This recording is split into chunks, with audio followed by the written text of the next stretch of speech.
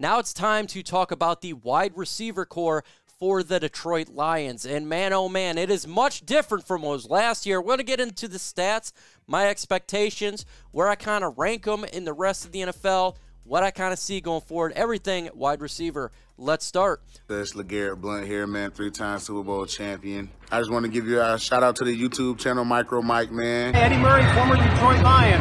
Make sure you watch MicroMike on YouTube. Javon Johnson Jr. here, a.k.a. Megatron. Big shout out to MicroMike and YouTube channel, man. Keep on talking everything Detroit Lions, and I just got to remind you, man, happy wife, happy life.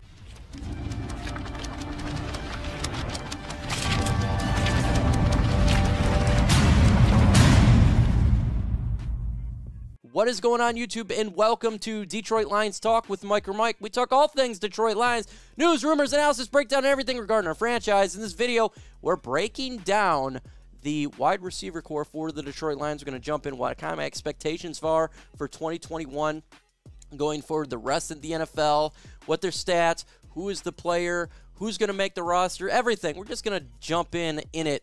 And before we do that, though, make sure you subscribe to the channel. We're close to 14,000. Let's get to 14,000 subscribers, around 160 away. With your help, we can get it done. Smash that like, smash that subscribe button. First off, we're just going to go ahead and jump into the guys who I think is going to make the team for sure, and kind of how I have the depth chart going for the Lions. We'll get into the practice squad and all that as well, the fun stuff. But it has changed from initially when I made this a couple of months ago. Yes, I still have Tyrell Williams as our #1 wide receiver, and as of now, he is. He's definitely going to be the guy who's going to make the big-time play. Again, can he stay on the field? My expectations for him in 2021 is I expect him to get around 600 yards passing. That is not a lot.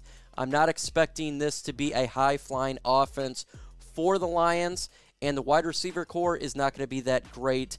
I expect Tyrell Williams probably to miss a couple of games due to injury and maybe get 3 touchdowns for the season. That's not a lot because we're not going to be predicated targeting the wide receivers as much. We're going to be going after tight end and running the football, and I'm still have issues with him staying healthy, but he's still the #1. Hits that like button, folks. Let's get to 100 likes in this video. I just want to see this video explode, and how that is to happen is interactions from you, the subscribers, and one is like button. So if you like the content, smash it, smash that like button, and it pushes that video out. Going against the big media, they are big, and I'm just a one guy with a YouTube channel. So let's hit those like button and get it out there. I do have Brashard Perryman right now is wide receiver #2. This can change throughout the season. I think he starts as #2. I think it can get moved back, and Cephus actually jumps to that spot. But right now, the veteran guy, he's been playing for a while. My expectations to him is probably to get around 400 yards in receptions, maybe 2 touchdowns for the Detroit Lions this year. Not big numbers at all. I just don't have a high ceiling for Perryman. I think he's going to make some critical drops, and I think that's going to affect, obviously, his production on the field. And I think Quintez Cephus ultimately will jump up to probably be the #2 through midseason, and Amon-Ra St. Brown ultimately taking #3. Quintez Cephus, I have him getting around 450 yards passing.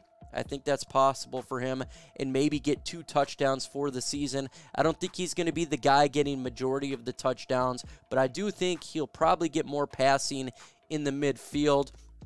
I think that Jared Goff is going to target him a little bit more, and he's going to get a bulk of what Perryman probably should get. Amon-Ra St. Brown, I expect him to get around the same as Quintez Cephus, probably around 450 to 500 yards passing. As a rookie, he's going to get targeted by Jared Goff more than Perryman. I think it's just a rookie, though. We got to keep our expectations of yards down on rookies. They're not going to come in and be the guy instantly. Sometimes it takes a little bit, even though he's going to be one of the players in the NFL, probably his wide receiver position, that gets more receptions. than probably a lot of other rookies in the NFL just because the need at the position, and he's very good. We got him in the 4th round, but he probably should have been taken a little bit higher. So look for him to pass Perryman from that front. Victor Bolden, this is interesting. I think he does make the team. I initially did not have him making the Lions team, but I have him as wide receiver number 5, and he could jump a little bit higher throughout the season because we're hearing right now of his speed, his route running, really getting in there and making an impression and have a connection with Jared Goff. Hey, I think he makes the team due to his performance, his ability to work hard, and that's freaking awesome for the Lions itself. Rally potentially could, but it would be more special teams. I think if that's how he makes the team, it'd be special teams from that aspect. Hit that notification bell, folks. I only have about 15% of my subscribers hitting that notification bell, so if you don't want to miss out on the content, you smash that bell, just ping it, and you won't miss out, because who knows? Maybe I do something at a different time. Maybe I jump on live for whatever reason, and then you're not going to be notified, and you're going to be seeing it after the fact. And it's better to be in the live shows than watching it after the fact. I personally like the interaction when people go live, so make sure you hit that notification bell so you don't miss out on all the Lions news and rumors. Let's go ahead and look at the other scene of wide receivers. Geronimo Allison, I do not have him making the team. I think he is a cut. He did not play last year, opted out, and I think he's a guy that really doesn't have a ceiling. He doesn't have a spot in this football team. We've heard nothing from him so far in minicamp and OTAs, and I don't think we're going to hear from him in the regular season. I think he's a cut. Khalif Raymond potentially could make the team, again, with special teams. It will be him battling it out. This is something to watch for going forward, but I don't think he really has anything as a wide receiver per se, but as a special teams, maybe he can cut it there. Tom Kennedy, he will be a cut in my opinion. Doesn't make the football team. Ken Adams and Sage Surratt battle it out. One of these guys make it on the roster. I think they potentially, one or possibly both, could be a guy who makes the practice squad. Watch for these two guys to battle it out. They may go 6 wide receivers for the Lions. One of these guys could be it for them, for sure. Sage Surratt was valued by Brad Holmes as well as Dan Campbell, and Adams has a big reaching ability. He's a big body, so we'll see that. Who can come up if any of these guys can? Javon Mckinley, I don't believe he makes the roster for the Lions as a wide receiver. There's just so many bodies right now, and there's a lot of younger potential that could be better, in my opinion, for that positional group.